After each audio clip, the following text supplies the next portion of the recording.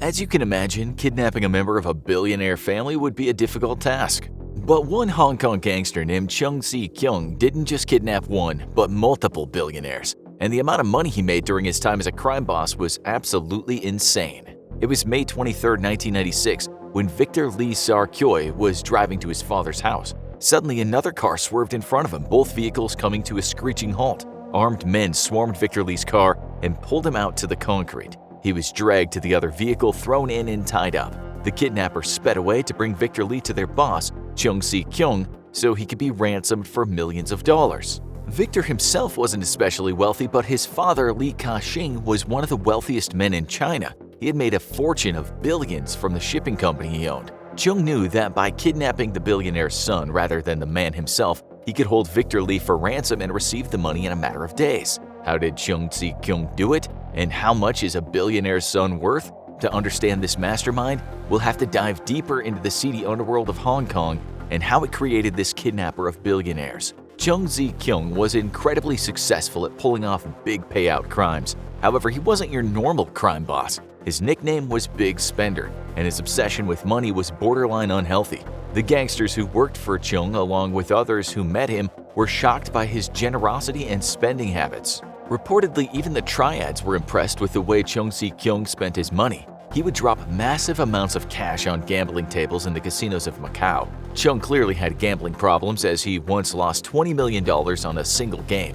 He loved money so much that in his bedroom there was a giant carving of an M hanging on the wall over his bed. When asked what it stood for, Chung just smiled and said, "Money." Chung was introduced to a life of crime at an early age. His father operated an illegal gambling ring and often sent his son to do jobs for the organization.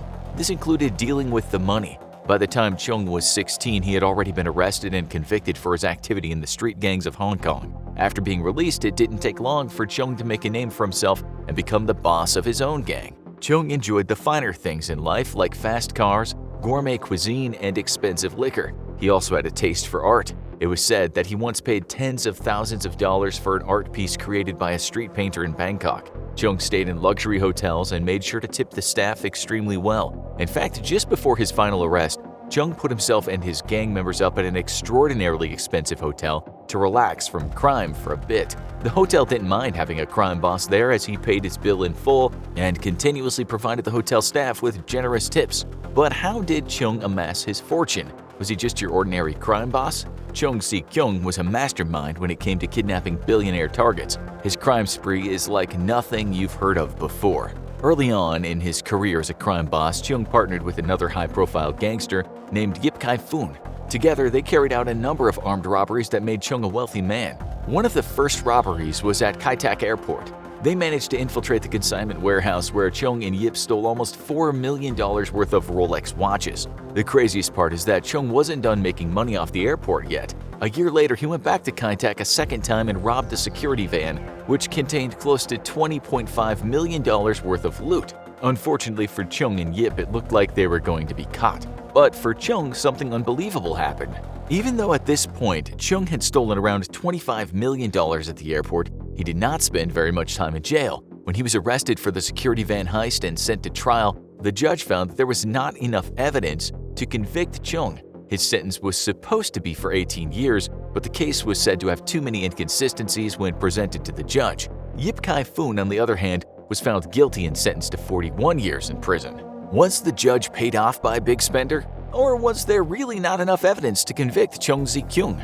We may never know, but his deep pockets probably had something to do with it. Chung's life of crime was filled with lucrative robberies. He eventually stole enough money to hire his own army of thugs to protect him. They helped him carry out more crimes and amass enough weapons to start his own war if he wanted. On the darker side of things, anyone who was thought to be an informant was immediately and brutally assassinated. Chung had no desire to risk his chances in the courtroom again. Living the Big Spender life wasn't cheap, and Chung continuously needed money flowing in to support his gambling and spending habits. That was, unless he could claim a big payday, Chung needed a crime that would bring in enough money that he would be set for the foreseeable future. That was when he decided it was time to start kidnapping billionaire targets. After kidnapping Victor Lee, Chung gave his billionaire father 3 days to deliver the ransom. Li Ka-shing had no choice if he wanted his son returned alive. Chung actually held the billionaire's son in his own house while he waited for the money to be delivered. In the end, Chung received over $1 billion Hong Kong dollars in ransom money for the return of Victor Li. This is just over $135 million in US, making it the largest kidnapping ransom ever paid at the time. Chung Zi-kyung was now filthy rich, but it still wasn't enough. He thought of himself as a true mastermind. Chung was even reported saying, "I take unconventional steps to get rich. Money is the most important thing in life, but it's only me who can pull off kidnapping tycoons." And he was right.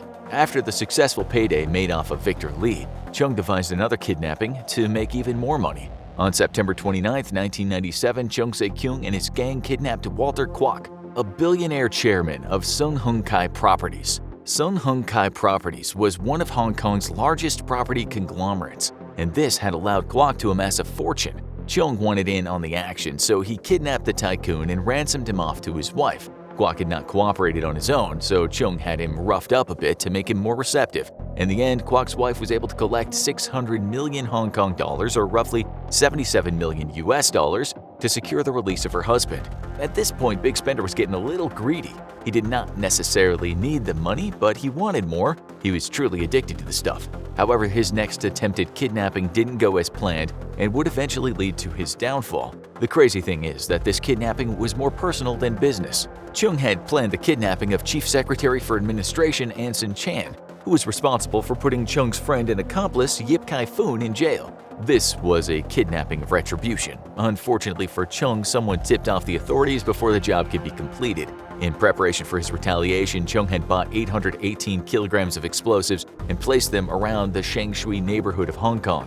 It seemed that his plan was to bomb several government buildings. When the raids began on his storehouses and hideouts, Chung fled Hong Kong for the Guangdong province of China to lay low for a while. He bribed the police using the massive amount of money he had stolen over the years. Even while in hiding, Chung had been planning his next kidnapping. His idea was to kidnap the Macau gambling magnate Stanley Ho. Big Spender was no stranger to the casinos of Macau, and he knew there were enormous sums of money controlled by the heads of the casinos there. Ho probably wasn't just a billionaire chosen at random, as Chung was known to have lost more than $200 million at Ho's casinos. The plan to kidnap Ho might have also been an act of retribution, but not one that was ever carried out. Chung continued living his life of luxury for a few months in China before the authorities finally caught up to him. Chung and 35 of his men were arrested at their Guangdong province hideout in August of 1998. They were tried in China where they had been captured, and this was particularly bad news for Chung because of what would happen next. Chung's lawyers lobbied the Chinese government to move the trial back to Hong Kong, where most of his crimes had taken place. This was probably done because the court system in Hong Kong tended to be slightly more lenient than the one in Guangzhou province. The request was denied by the Chinese government, and Chung was sent to trial in the Guangzhou courts. Charges against Chung included illegal possession of weapons, transporting and smuggling explosives and firearms, robbery, and kidnapping. Chung had planned to plead not guilty, but on the very first day of trial, he made a full confession. When he confessed in court, Chung showed no fear or emotion at all. He put on a persona of being afraid of no one. It was allegedly reported that the police had used questionable tactics to elicit the confession from Chung, but he wasn't going to give them the satisfaction in the courtroom by showing any emotions that would convey fear. On November 12, 1998, Chung was convicted and sentenced. The penalty for his crimes in China was death. While in jail, it was reported that he still tried to maintain his big spender lifestyle by ordering bird's nest soup and other delicacies. On December 5th, the sentencing was carried out, and Chung Se-kyung was finally executed by firing squad. It is unknown what the outcome of a trial would have been in Hong Kong if Chung had been tried there, but it wouldn't have been worse than death by firing squad. Chung was obsessed with money, and his means of getting it through kidnapping of billionaires was something unique. He bought luxurious things and tipped well until the very end, even though the money wasn't really his to spend. Now watch If You're Kidnapped, Do This to Survive, Advice from Experts, or check out largest US cash heist ever, how they pulled off insane armored truck robbery.